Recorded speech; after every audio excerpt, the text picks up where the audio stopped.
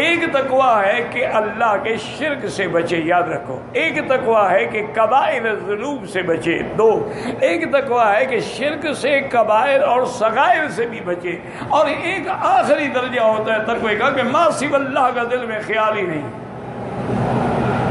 اس کے دل میں اللہ کے سوا کسی اور کا خیال ہے ہی نہیں۔ تو یہ مراتب ہیں ان کے، تو ان کو جب شیطان وسوسے میں ڈالتا ہے تو وہ فوراً سمجھ جاتے ہیں۔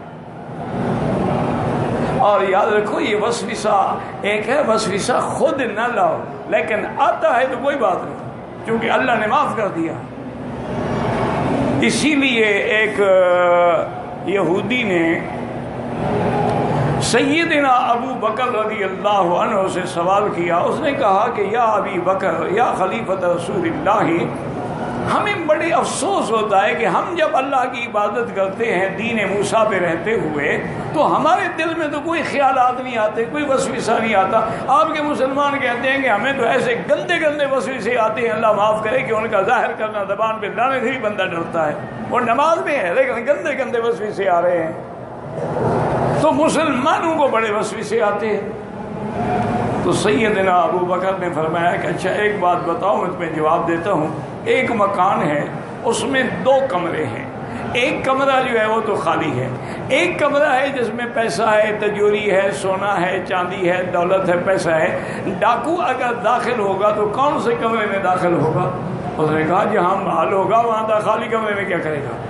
تو انہوں نے کہا کہ تمہارے دل ایمان سے خالی ہیں، شیطان کو محنت کرنے کی ضرورت ہی نہیں ہے، اس کو پتہ ہی جہنمی ہے۔ تمہارے دل جب ایمان سے خالی ہیں تو وہ کیوں محنت کرے؟ مسلمانوں کے دل میں جو کہ ایمان ہے وہ ان کو گمراہ کرنا چاہتا ہے، اس لیے وہ تم لوگوں کو وسوسہ نہیں ڈال۔ بلکہ ایک آدمی نے حضرت علی رضی اللہ عنہ سے پوچھا، انہوں نے کہا کہ یا امیر المومنین، میں جب نماز پڑھتا ہوں اللہ معاف کرے تو مجھے بڑے برے برے خیالات آتے ہیں۔ انہوں نے کہا اچھا تم اس مقام کو پہنچ گئے ہو؟ وہ حیران ہو گیا، انہوں نے کہا حضرت یہ مقام کیوں؟ میں ہاں مقام کی بات ہے، اگر تمہارا اللہ کے یہاں مقام نہ ہوتا تو شیطان کیوں پریشان کرتا؟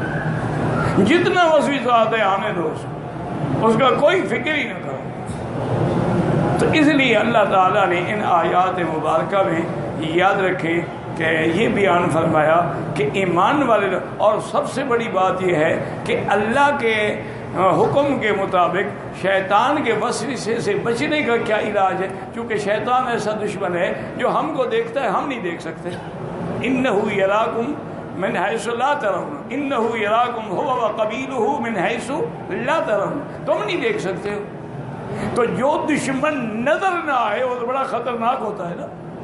ایک دشمن دروازے کی اوٹ میں کھڑا ہو، آپ بڑے مست ہو کے گھر میں جا رہے ہو، مارا ادھر جناب ڈنڈا، بات ختم ہو گئی۔